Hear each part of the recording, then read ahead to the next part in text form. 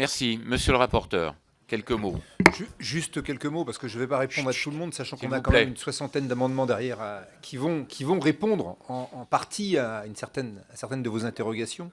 Bon, d'abord, je me félicite que globalement, tout le monde soit relativement en phase avec la philosophie générale, on va dire, de ce texte, euh, qui est aussi, il faut bien se rendre compte, une étape. Il n'est sans doute pas parfait.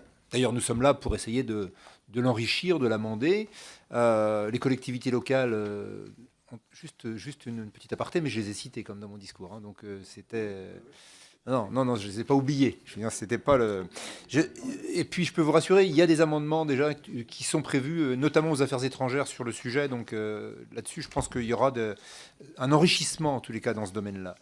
Euh, donc, il y a eu beaucoup, hein, beaucoup de questions sur le sujet. Sur le point du, effectivement, est-ce qu'il fallait mettre des chiffres précis dans ce projet de loi?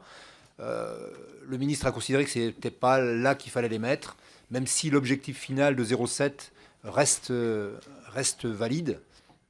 Aujourd'hui, il faut être lucide, effectivement. Nous sommes à 0,45, passer à 0,7 comme ça du jour au lendemain. Se fixer en tous les cas dans la loi des contraintes comme ça, c'est très difficile et c'est bien pour ça que ça n'a pas été noté. Ce qui n'empêche pas qu'on va essayer de développer cette aide publique au développement. Mais si on regarde les pays, les grands pays internationaux, nous sommes quasiment dans le peloton de tête. Hein. Donc, je veux dire, bon, si nous sommes en retard, les autres le sont encore plus. Donc, je veux dire, on est sur une étape pour aller plus loin dans cette politique de développement et, je rappelle, de solidarité internationale. Donc, voilà, je voulais rappeler ça. On vise les pays les plus pauvres. Vous avez même la liste dans le projet de loi des 16 pays les plus pauvres auxquels la plus grande partie de l'aide sera attribuée.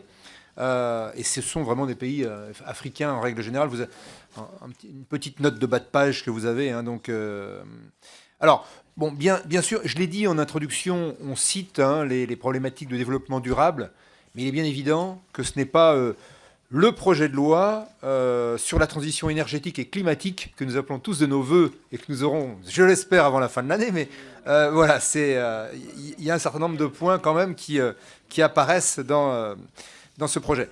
Et franchement, il va y avoir parmi les amendements, beaucoup de choses qui vont enrichir ce projet de loi. Bertrand Pancher, notamment, a contribué, mais je sais que dans les autres commissions, il y a aussi un certain nombre d'amendements qui sont prévus.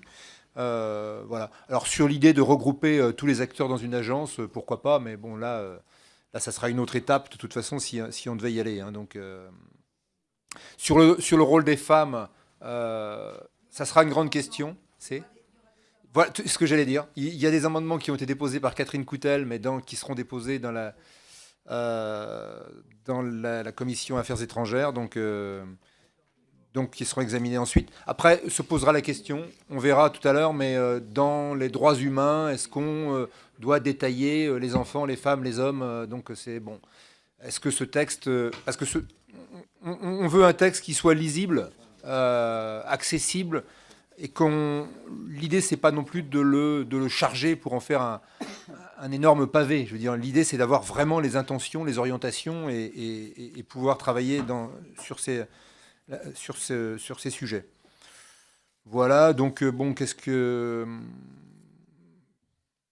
alors sur le fait que nous soyons très présents sur l'aide en Afrique, c'est absolument pas lié avec nos interventions, bien évidemment, parce que cette aide, elle a toujours été orientée quand même vers ces pays-là. Donc, bon.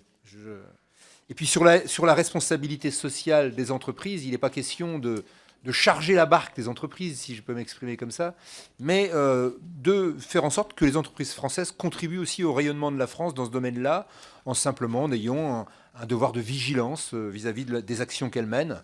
Et voilà, dans ces pays-là en particulier, je pense que c'est important. Voilà, je crois que je vais m'arrêter là-dessus parce qu'il y a beaucoup d'amendements sur lesquels on va pouvoir éventuellement dialoguer et qui vont répondre à un certain nombre d'interrogations. Merci beaucoup.